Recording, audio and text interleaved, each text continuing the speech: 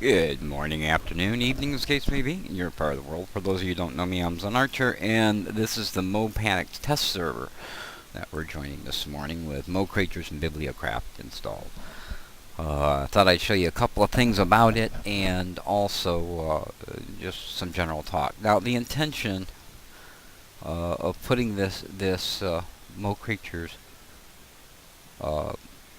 test server up was just to get things running while not interrupting gameplay at the regular Panic Not server.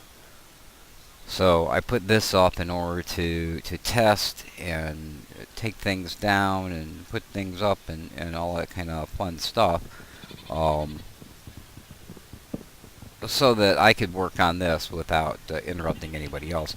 Now, in the process, I've told you guys about it, and some of you wanted to come in and try it out once I had it up and running.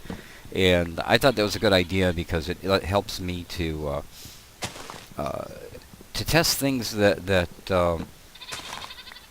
there's already some things that I know, and so I may avoid things that are a problem. But if those who don't really know anything at all about the MoCreatures or Bibliocraft come in, they might stumble upon something that's a problem, and we can deal with that. One of the things that is odd to me is that on my Zan's map, I'm seeing all of the creatures, whatever they happen to be. If they happen to be, black bear, polar bear, whatever it is. Let me just change my magnification on my Zan's map, and you will see shortly. It takes a little bit for it to populate, but when it does, then you will see you'll see that brown bear is on the map, as well as the panda bear that's over here in the water. They're both showing up on my map, and something hostile off in that direction. And the other guys who have just put Zan's map on, or have had it before, Tilt's had it before, it doesn't appear that they're seeing the creatures in their map, and we haven't figured out why yet.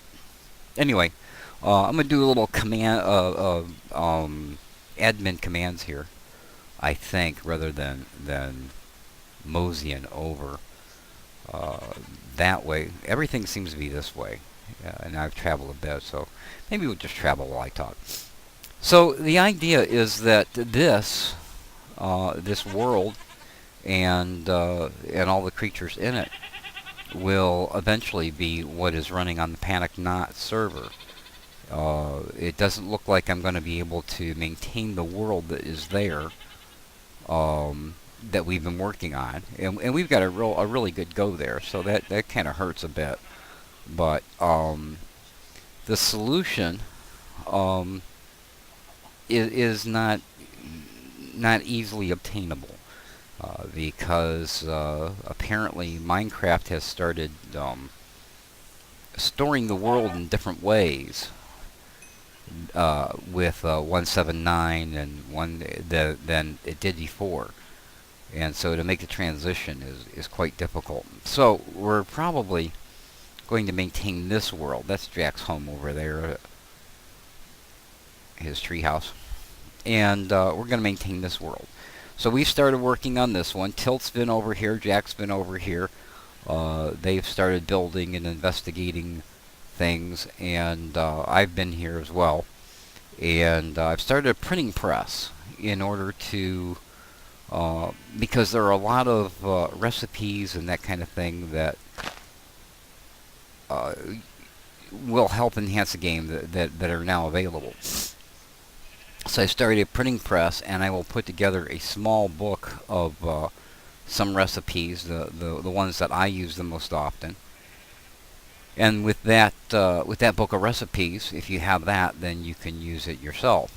So with the printing press, it allows me to reproduce the little book that I'm creating and distribute it to the other players. This is Jack's house up here. He's got his tree house up there, and if you follow his steps down, which is quite precarious. He has no hand railings or anything, so you're really taking your life in your hands using his steps.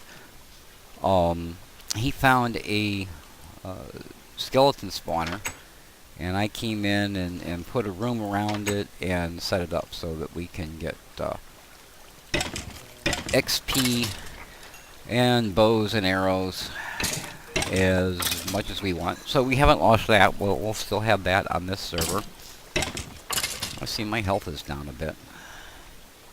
And I see he's put an anvil in order to do some repairs and stuff. That's a good thing. So yeah, this is Jack's place. And that's where the skeleton spawner is. And then we're going to head over to my place, I believe is towards that green arrow there. I fell the other day. There's a ravine over here. And I actually fell in that ravine and got killed. And that was not any fun at all. I did not enjoy myself doing that. Sir Tilt was with me, and it's funny, some of my stuff landed on a ledge. Instead of falling all the way down where I ended up, my stuff was on a ledge on the side of the ravine. And we had to I had to climb up to it to get it. There's the ravine that I fell down. As you can see, it's quite deep. It's deeper than you would think. And we haven't investigated that yet. But my house is over this way. I'm walking very gently.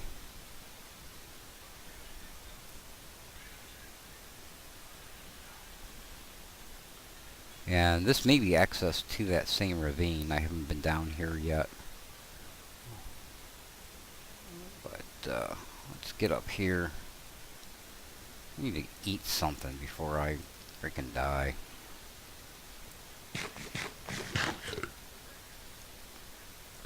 So I'll go up here and show you my home. This is very close to original spawn.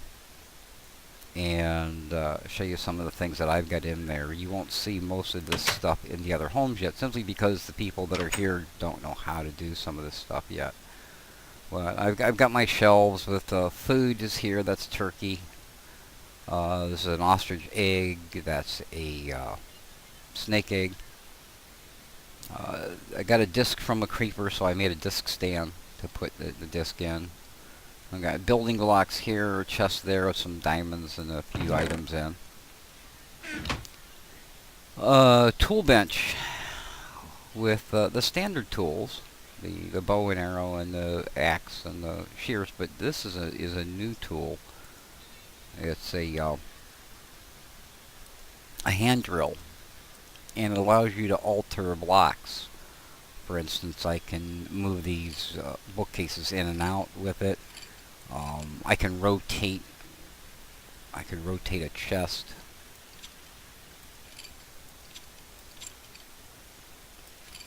Rotate most blocks. There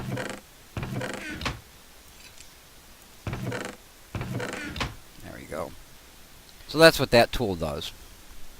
And it's easy to make. There's also a power drill, but the hand drill does just as good a job. I don't know how durable it is, or if it even runs out of durability.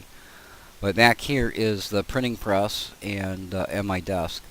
This is the book that I'm going to be working on. This is the big book that I'm going to be working on. As you can see there, you can format the text, add pictures, all kinds of stuff. And these will be chapter tabs.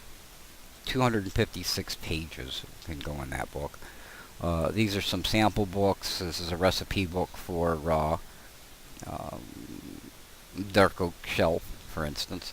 And that book, combined with the new enchantment, the fancy crafting table, it makes crafting a lot easier. And then this is the typesetting table. You set the type, you place a book here, and then it'll store the book, and it will produce a plate. And then you take the plate and you put it on this machine, and you add ink to the machine, and then it will start printing as many books as you put there, and as long as it has ink, it will reproduce those books. Now, in order to make the job easier, there's a pair of glasses that you wear that lets you see some small instruction on how to do it, and I've got a shelf over here with all the different parts with the chase and the plates and a book or two. So this will be the printing press for reproducing the recipe books to distribute, and also a recipe pack should I decide to do so. One of the other things that's kind of unique to Bibliocraft is this is a new sword stand, and you can take your sword out, and when you put the sword back in, it actually produces a redstone signal. So if I put redstone next to it, you'll be able to see. There, the redstone is out, but when I put the sword in, it'll produce a redstone charge. So that can be used as a trigger for some other thing to happen in order to do that. The stand now, I put a redstone torch underneath the stand, and that allows me to shift right click and completely take my armor off, and then all I have to do is shift right click. It helps if I can see what I'm doing.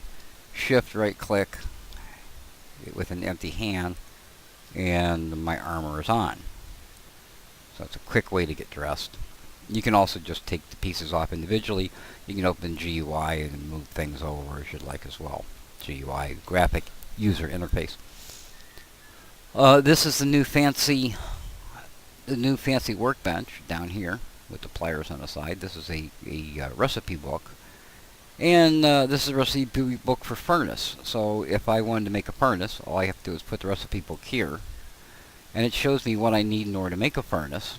And if I have the stuff in my inventory, I can load the components just like that, and there's the furnace. I don't have to drag them up or anything. It'll just load the components in. And so that comes in useful, and you can store those recipes underneath a table. About 8 different recipes you can store in a table. So the recipe pack will be about 8 or 9 books that will go here, and you can put that are commonly used recipes in order to make life a little bit easier for you. Standard furnace there. I've shown you most of this other stuff here, and then of course it's nighttime and raining. Midnight at the Oasis. Yeah. I've got a made a little mushroom farm up here. A little place for my mushrooms to grow. And down there is where my mine is, and I've started doing some strip mining.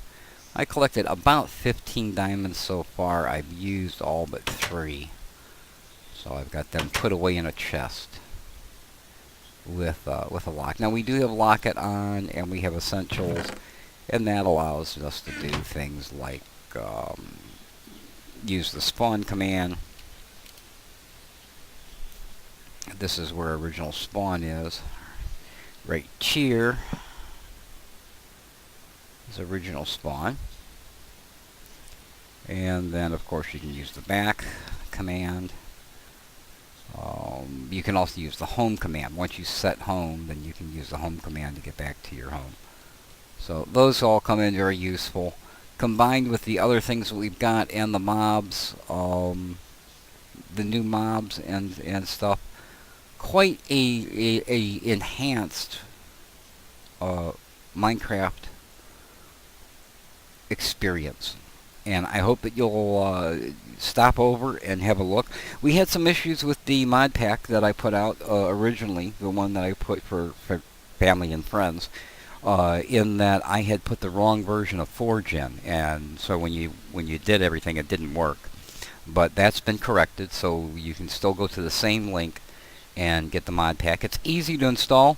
You run Forge first, run the installer, install client, then bring Minecraft up and shut it down, and then go to your mods folder inside your app data, and go to .minecraft roaming or roaming.minecraft, and then go into your mods folder. Just drag the rest of the stuff right into the mods folder without uncompacting it. Just put it in there, and then bring your Minecraft up, and you're ready to go. And you just connect up to the server. And if you don't know the IP, I've put a couple blogs up, or you can just send me a message and ask me. So there you go. Until next time, as always, this is Zen saying you be well and careful out there, and I will see you on the server.